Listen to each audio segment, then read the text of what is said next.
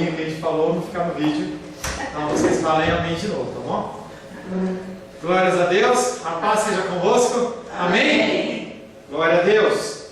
Estamos nesse segundo período tratando sobre a prática da oração. Nós já falamos do lugar de oração, nós já falamos do propósito de oração, nós falamos do padrão de oração quando nós falamos sobre o Pai Nosso, e agora nós estamos falando sobre a prática, porque a fé sem obras ela é morta, fede, podre, bem espiritual. E aí nós temos o exemplo da oração do Pai Nosso, e lá nós vemos alguns modelos, algumas sequências, em que nós podemos detectar um padrão da oração, um movimento que começa com adoração e se dirige até finalmente uma petição e uma súplica. Mas a adoração ela faz parte da nossa oração, ou deveria fazer. A irmã até caiu, quase caiu da cadeira ali. Falei em adoração, ela quase caiu da cadeira. Nós temos que entender que nós estamos entrando na presença do Deus vivo, e mais do que uma prática, mais do que um costume, nós começarmos os nossos cultos com louvor, é uma obrigação, em que nós reconhecemos quem é Deus. Nós falamos que a oração ela é ação, mesmo que ela seja expressa no espírito de quietude, em que você está de joelhos, ou você está executando alguma atividade, mas o seu espírito está em quietude, é ação, demanda força. É algo que eu falo muito com as pessoas. Às vezes a gente gasta nossas energias, é algo que eu aprendi com o meu pastor lá de Guarulhos, um amigo nosso, em que ele falava assim: use as suas forças e as suas energias para aquelas coisas que são importantes. E eu fiquei observando ele falar aquilo. Parece que a nossa força ela é renovável, né? Você gasta e ela já está entrando novas. Não é bem assim. Ontem a minha filha ela foi no aniversário, na sexta-feira ela foi no aniversário e era a festa das meninas, festa do pijama das meninas, lá na classe lá. E aí a Rosângela foi acompanhando até que a gente cansou e foi dormir. Eu sei que as meninas ficaram pulando, dançando, brincando e comia chocolate para dar energia, e quando foram dormir era 6 horas da manhã. Aí quando acordaram 10 horas com aquele pique, e vai, e a gente ligando para buscar, e não mais um pouquinho, e a mãe também estava no pique, eu não sei se ela tinha tomado adrenalina, glicose, entendeu? E ela estava naquela agitação, vai ficando, quando foi 8 horas, 8h15, a gente foi buscar a Luísa, mais de 24 horas, 26 horas de festas ininterruptas. A Luísa chegou, colocando ela para tomar um banho, vamos ver uma série, vamos. Chegou, começou a ficar com o olho em fundo, hoje ela não está falando direito, cansada, porque a nossa energia ela não é renovável nessa forma, seja energia física, seja energia espiritual. E às vezes a gente gasta energia em coisas do dia a dia que não tem importância. Às vezes uma pessoa entrou na sua frente na direção sem dar uma seta e você gasta energia. E você gasta energia nisso. E você gasta energia naquilo. Quando acontece uma coisa importante, e a gente tem acompanhado nesses dias eventos importantes. A gente acompanhou a vida do irmão Cláudio, entendeu? Que passou esse tempo no hospital, em que um dia ele estava bem, no outro dia a Glendinha ela mudou todo o esquema dela, porque tem que ir, tem que voltar. A mamãe da Lu, que estava bem, trabalhando, aí teve um infarto, está lá no hospital de base há quase 20 dias, 15 dias. E aí muda-se toda uma rotina, e nesse momento é o momento de você gastar energia. E se você não tem energia, você não consegue dar a assistência necessária. A oração é algo semelhante, que nós temos que continuar alimentando, primeiramente com a adoração, mas nós temos que ter uma prática de oração. É algo que eu tenho coberto de mim. Confesso que as últimas 2 semanas eu tenho falhado com oração. Na última semana eu falhei com leitura. Eu estava fazendo uma leitura de 3 livros por mês, que é pouco, tá? Que é pouco pelo nosso tempo. Mas nessa semana que passou eu não li nada. E hoje pela manhã estava orando e falei: Senhor, gera em mim esse desejo, essa vontade. Gera em mim essa força.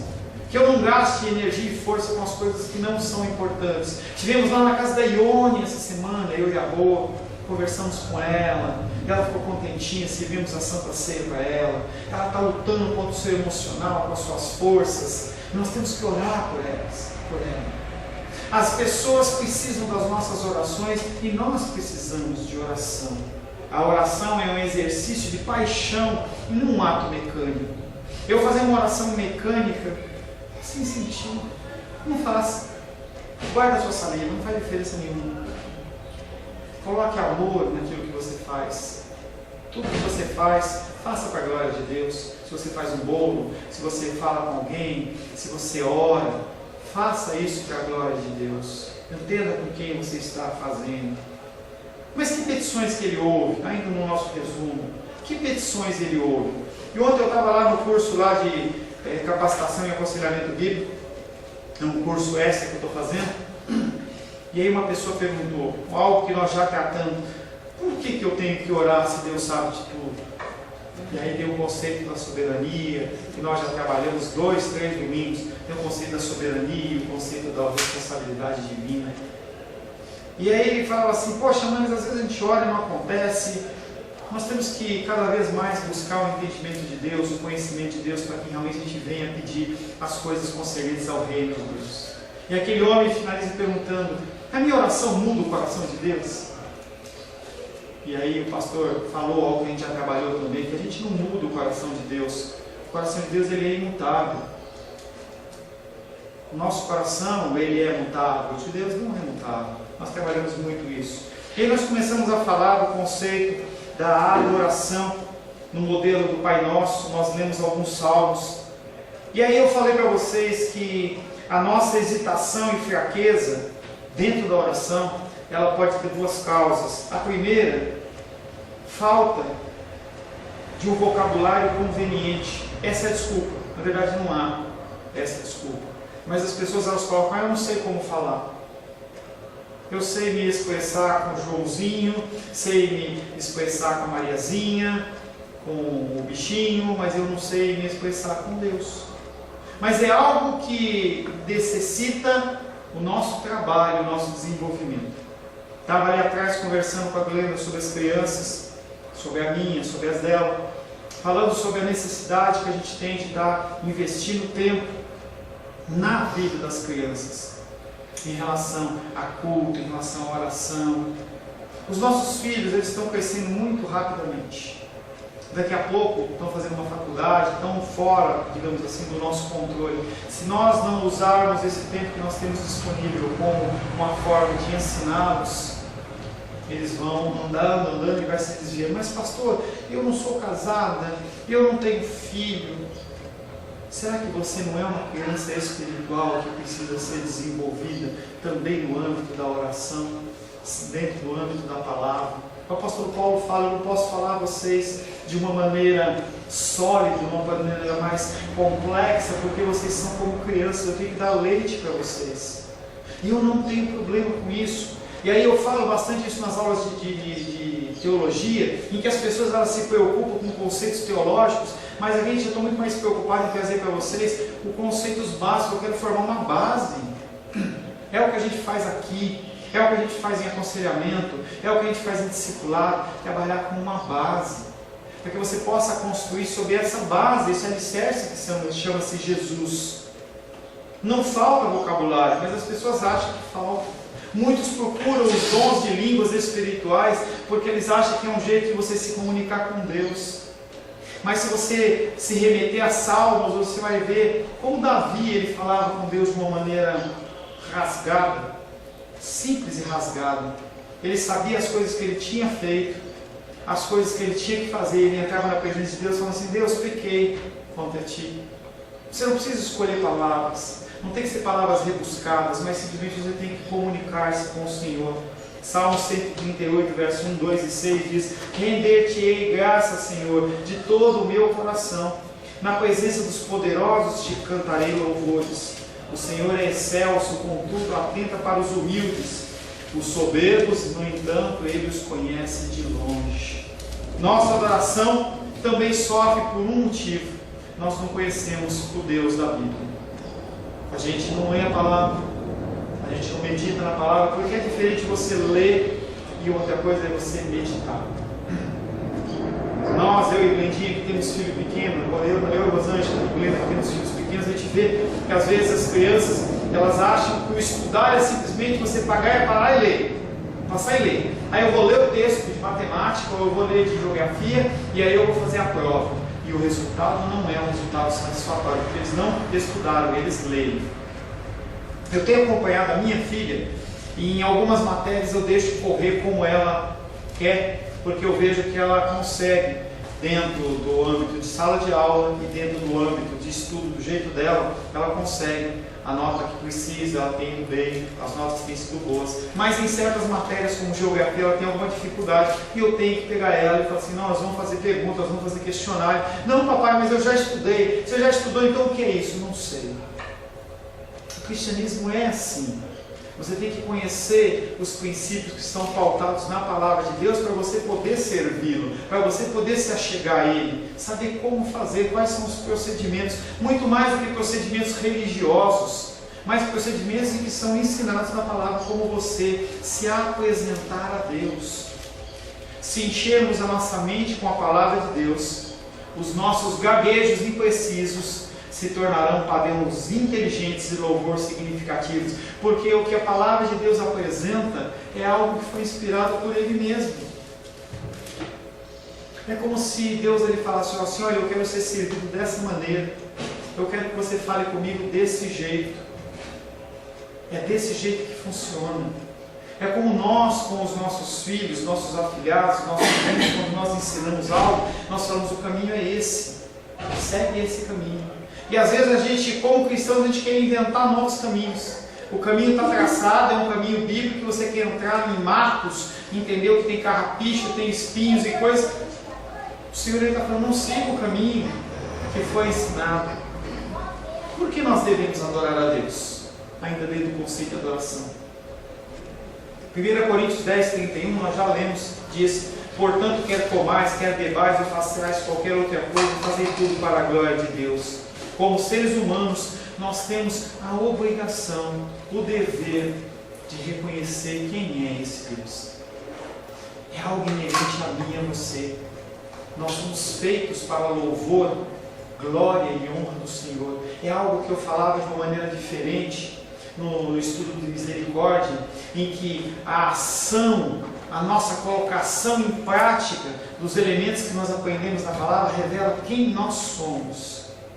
E quando você age em adoração, reconhecendo que você não é nada, mas que você precisa realmente desse Deus, você está mostrando para as pessoas quem é você perante esse cristianismo. Quem é Deus para você? Você reconhece Deus na suficiência da sua saúde? Você reconhece Deus? Eu achei tão bonitinho, não sei se eu cheguei a comentar com vocês, o irmão Cláudio falou comigo isso, quando eu fui visitar, acho que foi lá na UPA, ele estava para ser transferido para o hospital, em que eu comecei a questionar algumas coisas dele, ele falou para mim assim: quando eu me senti mal, eu vi o burburinho em casa, e as pessoas falavam assim: vamos ligar para o médico, vamos ligar para a ambulância, e eles falavam assim: ligar para médico coisa nenhuma, ora por mim. Entendeu? Não que você não tem que ir no médico, mas o primeiro recurso, a primeira busca é do Senhor, é o reconhecimento dEle, que independente da fragilidade dEle, ele sabe que ele depende do Senhor. Sim, precisa do médico, precisa do medicamento, mas o socorro vem do Senhor. A gente está acompanhando a titia com instabilidade de pressão, porque ela mudou o medicamento, teve que mudar o medicamento por causa da saúde, e a pressão dela 20 por 15, no outro dia toma um remédio, daqui a pouco cai para 10 para 4, é um negócio que parece que você está num deserto em que está 70 graus na sombra, na outra hora você vai para de noite que é 0 graus, e aquela oscilação, vai no médico, vai nos medicamentos, tem todas essas coisas, mas a dependência é do Senhor.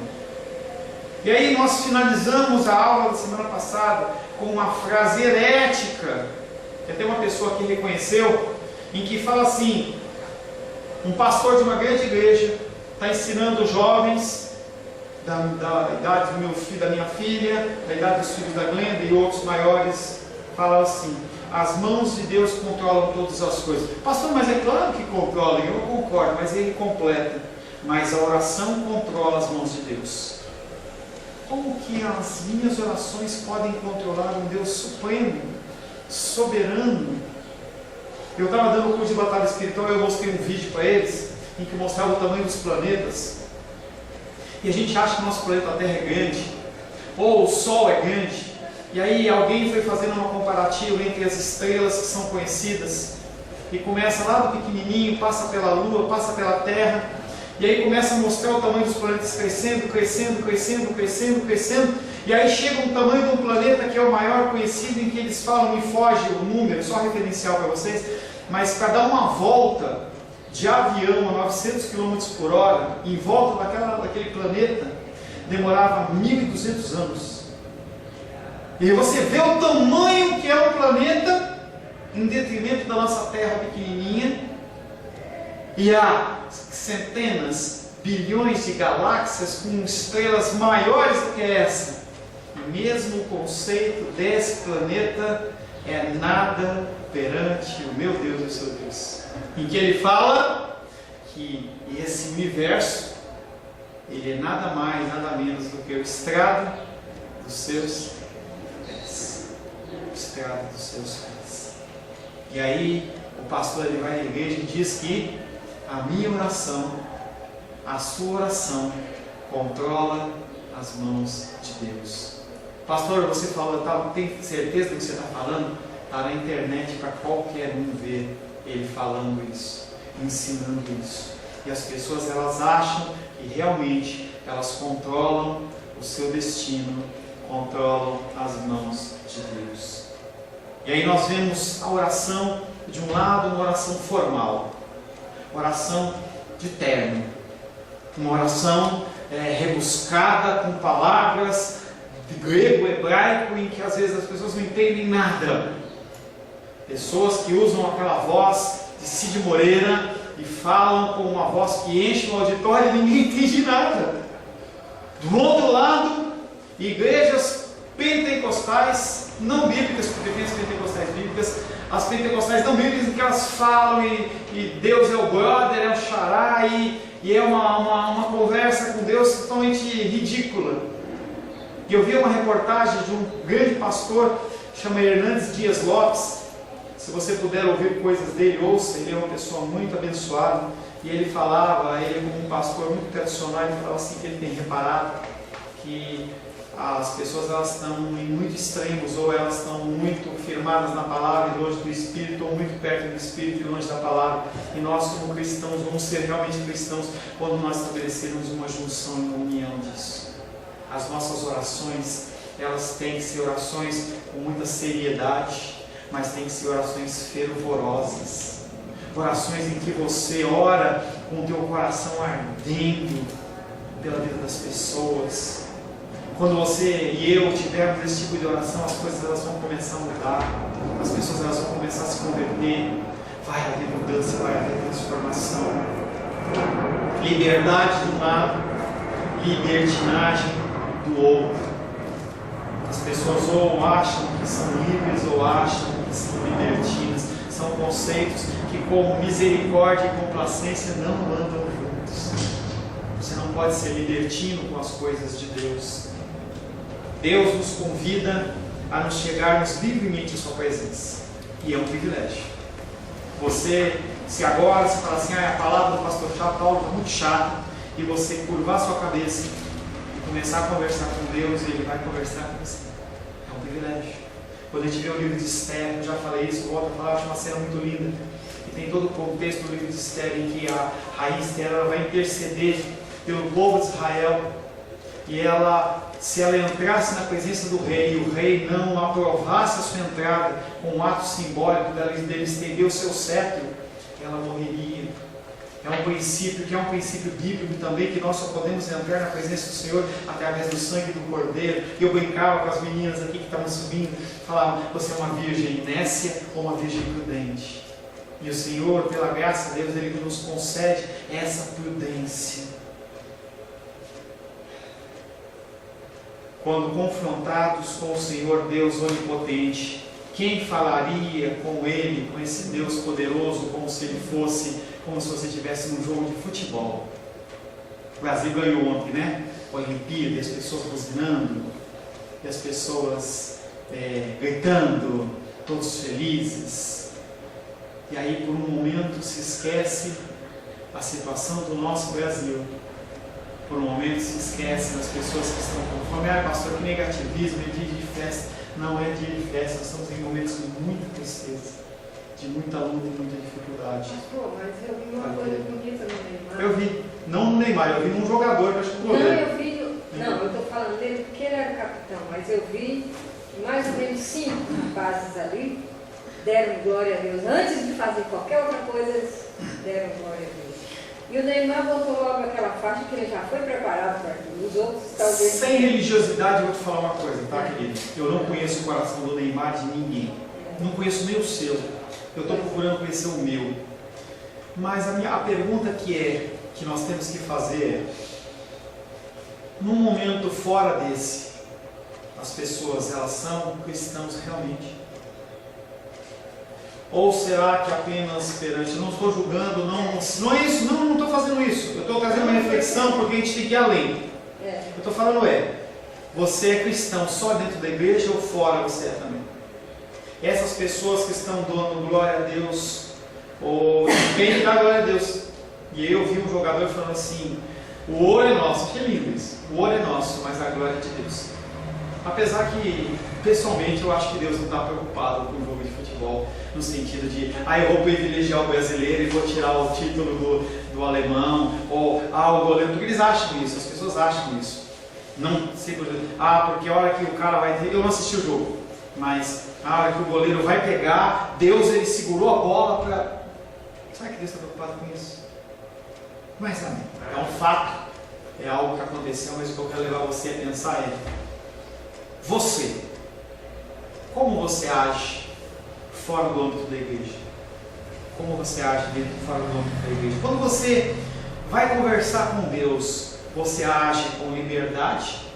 Uma liberdade que lhe foi concedida, ou uma libertinagem? Pessoas têm agido com Deus com libertinagem. Os cultos cristãos, eles têm sido libertinos. E Deus não está. Não entenda que eu não estou falando que nós temos que ter um culto formal em que ninguém se move. Não é isso que eu estou falando. Eu estou falando que tem que ter reverência a esse Deus que é muito maior que aquele planeta que eu falei para vocês. E se você tentar agir, o melhor, vou transformar numa pergunta: se você for perante uma autoridade, um senador, um deputado, um juiz, com essa atitude que você tem em relação a Deus, como você vai ser recebido?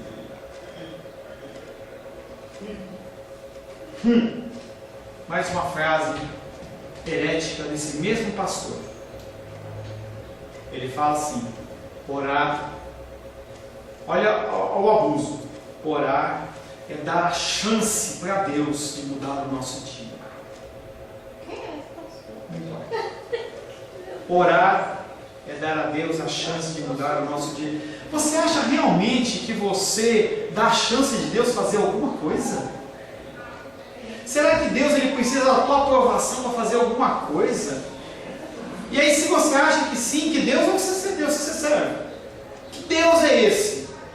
Que tem todo esse poder, mas ele se submete a uma criatura.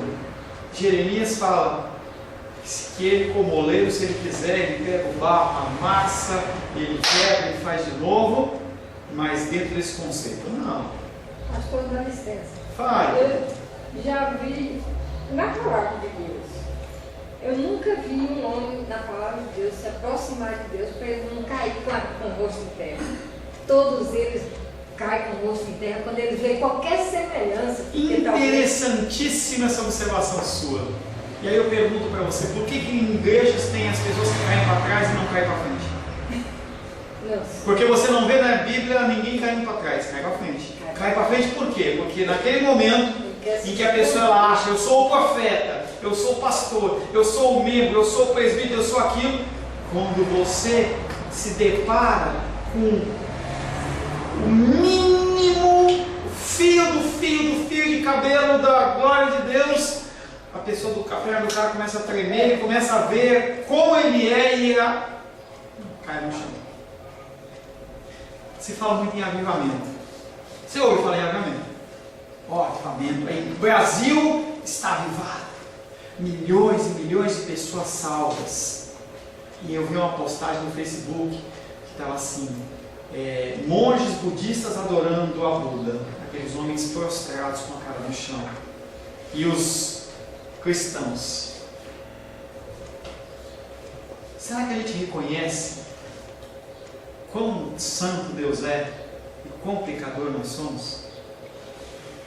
Eu te cortei, você ia continuar falando? Não, é só isso mesmo. Só isso. É que quando você deu uma abertura dessa, eu tenho que pegar o gancho assim, entendeu? Quando começamos a nossa oração com a adoração e louvor, nós reconhecemos aquele com quem nós estamos falando. Quando você começa a sua oração falando sobre a grandeza de Deus e muito mais do que Deus fala assim, fala mais, fala que eu sou grande, fala que eu sou maravilhoso. Quando você começa a falar, você começa a perceber na presença de quem você está entrando. Aí você vai com o teu pezinho ficando até para trás assim, devagarzinho, você fala assim, não é na presença de qualquer um. A gramática, ela não precisa ser perfeita.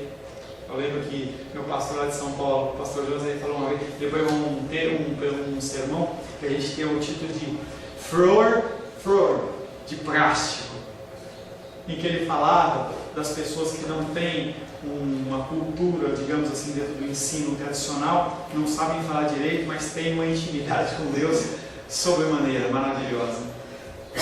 A gramática, quando você vai falar com Deus, não precisa ser perfeita. Se você fala um português perfeito, glorifique a Deus com o inglês, ou com o português, ou com a língua que você fala, de uma forma perfeita. Construa frases de uma maneira perfeita. Eu tenho um agente de Deus aqui na minha frente, que chama-se Rosângela, e ela fala assim, olha, você tem falado assim, você fala assado, tenta não fazer isso, não tenta não falar tava, ela está me chamando a atenção em relação a isso. Às vezes eu entro num formalismo, estava, não estava. E às vezes se você tem uma possibilidade de falar mais corretamente, fale corretamente com o Senhor, como você falaria com uma autoridade, uma pessoa digna. Mas não é necessário. Você não precisa de palavras requintadas, eloquentes, portentíssimo e grandioso, Elohim, e você joga o grego e vai. Não precisa, mas se você sabe falar e você quer falar, use. Mas as suas palavras, elas têm de refletir uma coisa, ou melhor, duas coisas: o respeito e a honra que você tem com esse Deus. Há um sentido em que a adoração nos introduz no modo pela qual confessamos os nossos pecados. Você já reconheceu quem é esse Deus e agora você começa a confessar os seus pecados de cabecinha bem baixinha, esperando que Ele haja de misericórdia com você e não desce o sarrafo, que é o que eu mereço e é o que você merece. Há um sentido em que a adoração nos introduz no modo pela qual confessamos os nossos pecados, expressamos os nossos agradecimentos e fazemos as nossas súplicas. O tema não é esse, mas trazendo à tona, o que é o dízimo, senão uma expressão de agradecimento, de reconhecimento, que independente de você ganhar 2, 5, 10, 15, 20 mil reais, se não for a Deus que esteve no teu lado, o inimigo na sua ira te teria consumido. Tenho plano de saúde, tenho seguro, tenho negócio, mas eu confio em Deus. Vários livros recentes querem que creiamos que tudo que devemos fazer é seguir certos passos, e Deus nos dará o que quer que peçamos. Autores dizem em essência e arrogância: siga este procedimento, use essas palavras específicas e eu tenho certeza de que Deus dará tudo o que você quer. Pastores dizem: vamos colocar Deus contra a parede. Se você fizer tal coisa, Deus ele é obrigado a fazer. Espera um pouquinho, nós estamos falando de quem? Todo poderoso. Ou é o João da esquina, o dono desse boteco aí? As pessoas elas têm trocado o entendimento. Você vê que o conceito de respeito e honra, que não existe hoje com os pais, que não existe hoje com as autoridades, em que um professor ele vai dar aula numa escola pública e muitas vezes ele tem que pensar se ele não vai tomar um tapa na cara de um aluno da idade da minha filha. É o conceito que as pessoas têm na igreja, que elas podem chegar a Deus deste jeito. Eu posso exigir, eu posso colocar Deus contra a parede. Esse tipo de procedimento que as pessoas têm ensinado chama-se mágica. Porque é o único nome que eu posso dar. Você chegar com um ser que é muito maior, muito mais poderoso, muito mais forte, muito mais sábio, e você exigir algo, só pode ser uma mágica. Como o filme do Aladim, que você vai lá na lâmpada, esfrega, e aí aquele ser poderoso que está preso dentro da lâmpada, ele sai, e ele é obrigado a satisfazer o seu desejo. Será que o meu Deus, o seu Deus, é isso? Por que tem tanta campanha nas igrejas? Parece que é uma forma de você louvar a Deus. Então, porque 7 semanas, ou 10 semanas, ou 4 semanas, sei lá que raio de número de semanas, você vai numa igreja, Deus ele é obrigado. É como se fosse pizza. Você compra 10 pizzas e você ganha uma grátis. Tá? Aí você vai 7 vezes na igreja, por um determinado tema, e aí Deus ele é obrigado a te dar aquilo que você está querendo. Se você parar para pensar de uma forma racional, você vai ver como você, eu e as pessoas estão sendo irracionais. Porque se você começar a usar um pouquinho do intelecto que você tem, você vai entender que essas coisas não são possíveis. Não há como eu forçar um deputado, um senador ou um juiz a tomar uma decisão que eu queira. Por que você acha que você pode fazer isso com o Todo-Poderoso? Todos esses e outros são artifícios que têm um objetivo: manipular um Deus. E aí seria possível se fosse um Deus com letra minúscula, como na Bíblia do Testemunho de Jeová, que diz que no princípio era o Verbo, e o Verbo estava com Deus, e o Verbo, Jesus, era um Deus. Então ele muda duas palavrinhas, coloca para um Deus, e você tira uma divindade de Deus, e aí ele pode sim ser manipulado. Você acha realmente que você consegue manipular Deus?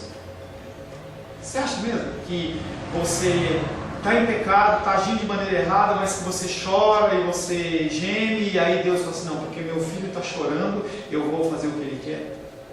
Nós não fazemos isso com os nossos filhos. Sendo maus pais, por que ele, sendo um bom pai, você acha que ele vai fazer algo que é prejudicial, primeiramente, ao nome dele, à palavra dele, e em segundo plano, à sua vida? A visão dele é uma visão muito mais longa, muito mais completa. Ele não vai permitir que aquele vaso que ele constituiu como um vaso de honra seja usado para um vaso de desonra.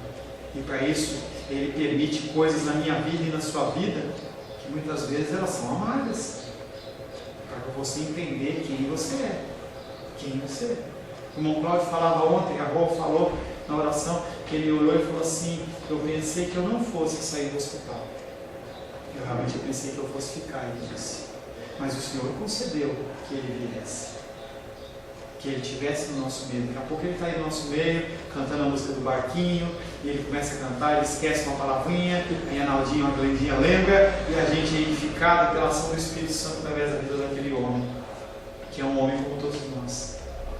Mas quem ora dessa maneira, no sentido de manipular Deus, esquece com quem está falando.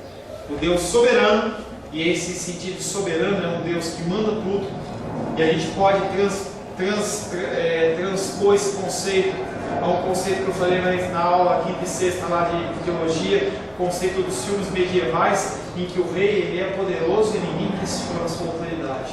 Todo mundo abaixo dele é servo.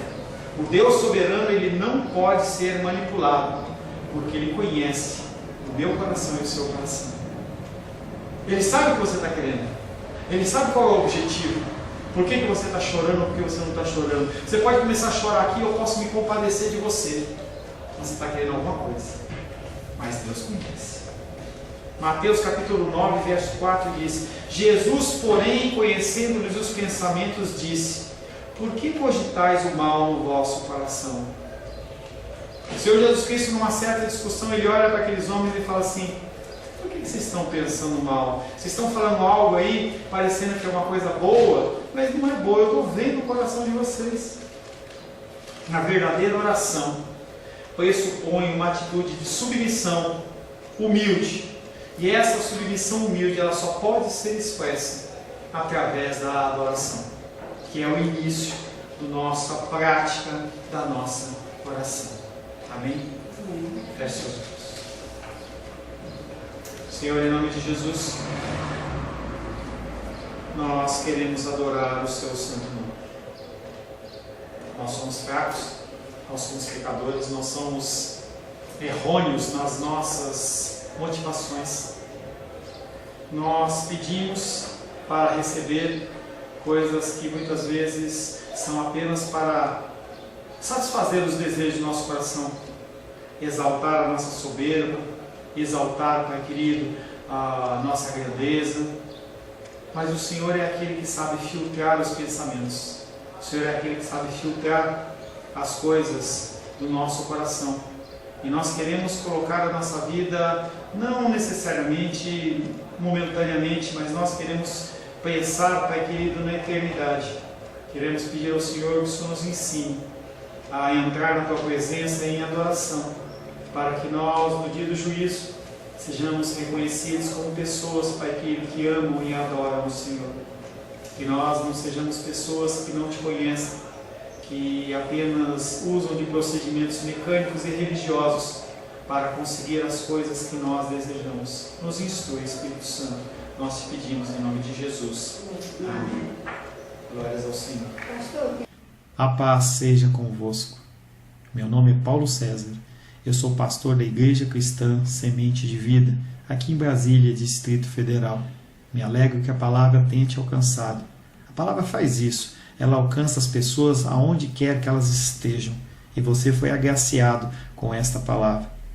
Não que eu tenha nada especial a te dizer. A palavra ela é suficiente e ela usa quem ela quer. E eu me alegro por ter sido um canal para poder te abençoar. Mas eu quero te dizer que não basta você ser um ouvinte. Não basta ser uma pessoa que se alegra quando você ouve a palavra de Deus. A vida ela é feita de decisões. Se você está ouvindo esta palavra hoje, eu creio que o Espírito Santo tem um propósito especial com você. Muito mais do que prosperidade, muito mais do que uma cura física, uma cura emocional ou espiritual, Ele quer te alcançar para a vida eterna. Nós investimos nosso tempo, nós investimos as nossas forças em coisas terrenas, mas o Senhor Ele tem muito mais a oferecer.